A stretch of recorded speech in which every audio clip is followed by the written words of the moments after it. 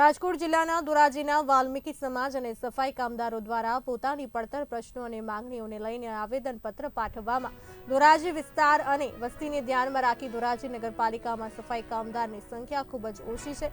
ધોરાજીમાં સફાઈ ન થતી હોય તેવા પ્રશ્નો અને ધોરાજીની આમ જનતાના આરોગ્ય જોખમાય નહીં તેને કારણે રોજમદારો અને કાયમી કર્મચારીઓમાં ભરતી પ્રક્રિયા કરી સંખ્યામાં વધારો કરવામાં આવે અને વાલ્મીકી સમાજના સ્મશાનમાં અસામાજિક તત્વોનો અડ્ડો બની ગયો છે તે વ્યવસ્થિત કરી અને રેલિંગ કરી સમાજને સોંપવામાં આવે।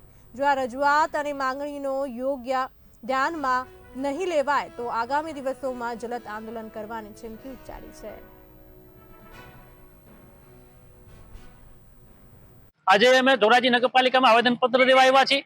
આવેદનપત્ર દેવાનો મુખ્ય હેતુ અમારો એ છે કે આજે ધોરાજીની વસ્તી અને વિસ્તારને ધ્યાનમાં રાખતા ધોરાજીમાં સફાઈ કામદારોની સંખ્યા ખૂબ જ ઓછી છે, જેને લીધે સફાઈની પ્રશ્ન ધોરાજીમાં ખૂબ જ ઉભો થાય છે અને ધોરાજીની જનતાના આરોગ્ય સાથે ચેડા થઈ રહ્યા છે। જેથી કરીને જે 92 રોજમદારો રાખવામાં આવે છે એની જગ્યાએ 250 રોજમદારો રાખવામાં આવે, જેથી કરીને ધોરાજીની જનતાને જે આરોગ્ય સાથે ચેડા થઈ બંધ થાય અને લોકોને સ્વસ્થ અને સુંદર ધોરાજી મળી રહે। આજે અમારી માંગણી છે કે જો તારીખ 10 સુધીમાં અમારી માંગણી સ્વીકારવામાં નહીં આવે તો ન છૂટકે અમારે પ્રતિક ઉપવાસ આંદોલન કરવું પડશે। પ્રતિક ઉપવાસ આંદોલન કર્યા પછી પણ જો અમારી માંગણી સ્વીકારવામાં નહીં આવે તો અનશન ઉપર જઈ અને ધોરાજીની સફાઈ કામગીરી ઠપ કરી દેવામાં આવશે। આજે અમે તંત્રને રજૂઆત કરવામાં આવ્યા છીએ। અવારનવાર રજૂઆતો કરવા છતાં પણ તંત્ર દ્વારા કોઈ પગલાં ભરવામાં નથી આવ્યા। અને બીજો પ્રશ્ન એ છે કે આજે ધોરાજી વાલ્મીકી સમાજનું અમારું જે સ્મશાન આવેલું છે એ સ્મશાનની અંદર આવા તત્વોનો અડ્ડો જામી ગયો છે।